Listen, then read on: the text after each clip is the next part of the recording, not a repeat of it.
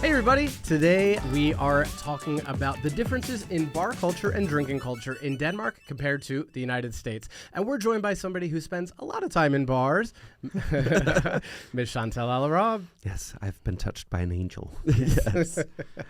And I think one of the first things that we want to talk about is some of the terminology as far as what bars are called here. And one, especially for coming from the U.S., one thing that you'll learn is that a bodega is not a corner store. A bodega is a bar. Yeah. And you may hear other terms like a crow or a vat house. These are all other terms for bars to be aware of. So you don't go looking to try to buy like a little bit of mac and cheese at a store when instead a bodega is going to be a smoky place with laws at the end of the bar. Exactly. And a bodega usually has to be brown. Yes. I mean, Yes. expect brown decor. Yes. The browner, the better. Sometimes from the tobacco smoke and sometimes the wood paneling. Am I the only one who feels very nostalgic when I get into a place where everyone is smoking? I'm like, oh my God, I haven't experienced that for ages. Like, am I in a 70s movie? Exactly. Really, it's very Mad Men-esque. Like you're very much of the time, and it's 2023.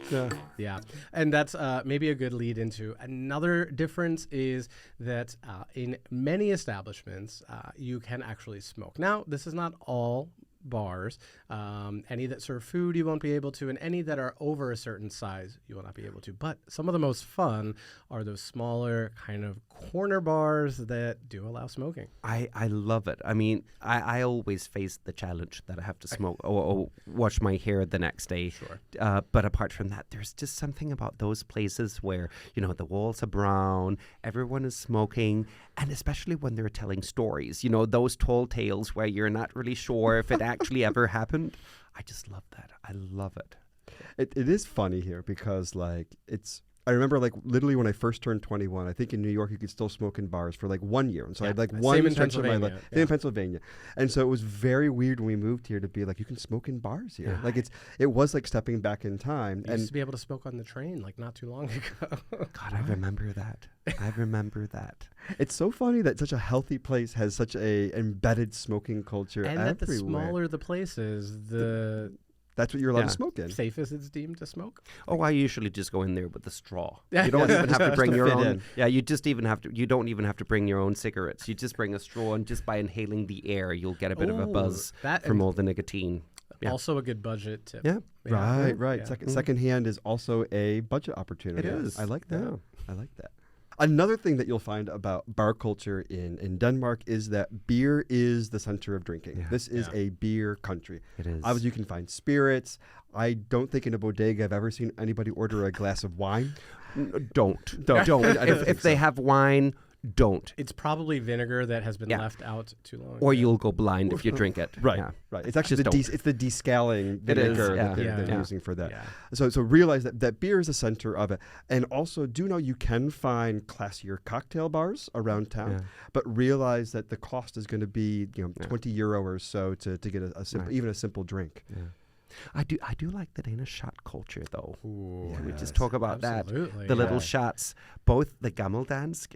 Oh, yes. Yeah, which is kind of a slap on the face. Yes. But also some of the more sort of candy flavored ones, especially the licorice ones. Yes. Also a slap. Also, yes. Face. So gammeldansk, I like to do before I get on an airplane because I heard I'm not flying it. I'm just getting on it because I heard that's a tradition to do at the airport.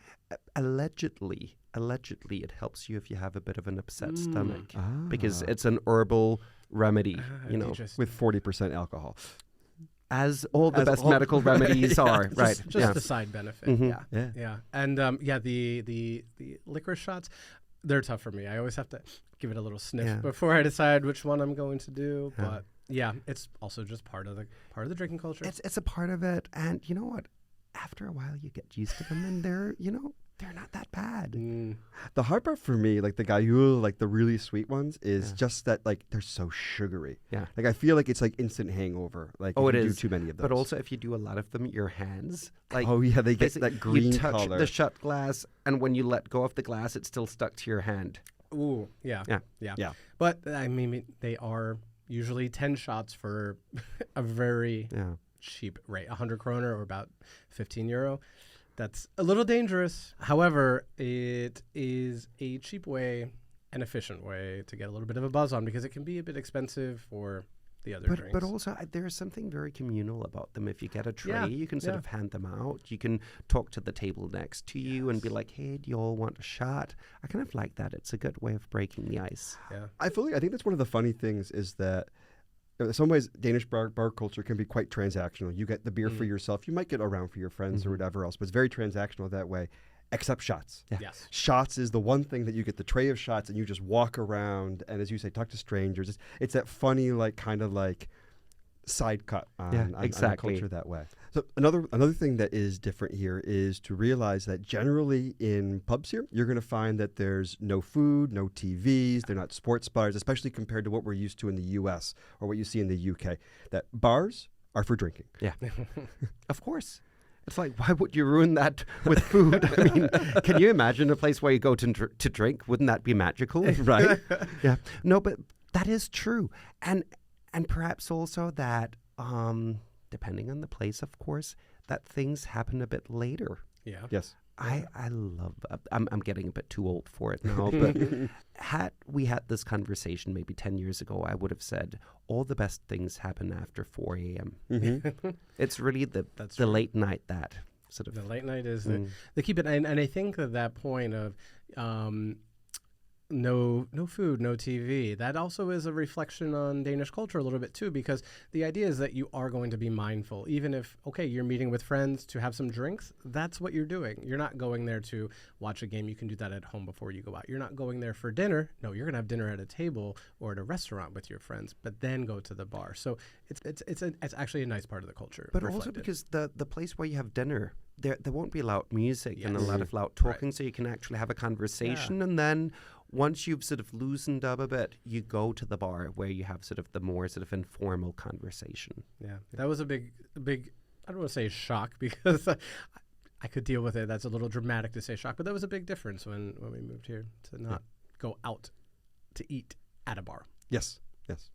Another thing that was a bit of a shock was going out and also seeing people that are of all ages, meaning, you may have people that are quite your senior at the bar and then people that are potentially Too young to drink too in young the to US. drink Yeah. in the U.S. But you know what? I think that's the beauty, that a space like, especially the gay bars, become multi-generational and that there's an opening for conversation across generations. I actually like talking to people who are in a very different life situation than myself, because oftentimes I learn something and I get to see things from a new perspective. But you're quite right. You will go to places where you're thinking, oh my God, you're 105. Yes. Why are you even here? Or are you old enough to be here? And I see that, especially if you're from a culture where you have to be 21 to go out. Sure. If you see someone who's 18, it feels wrong. Yeah, Right? a little bit. Especially because some 18-year-olds look like they're like 14, and you're like, do your parents know where you are? And then you realize they're around the corner at the other end of the bar.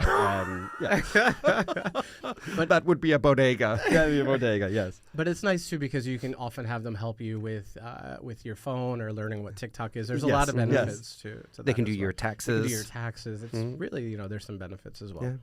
One of the interesting things, too, I think, compared to in the U.S., is that generally the way that you buy drinks is different here, where you'll actually pay for each round independently. In the U.S., it's very common for you to drop off your credit card and then run a tab all the way going through, whereas in Denmark, it's more that you just kind of pay for each one and just go bloop, and you pay for what you have. It can also be common that you maybe just pay for your drink, and each person pays for their own individually.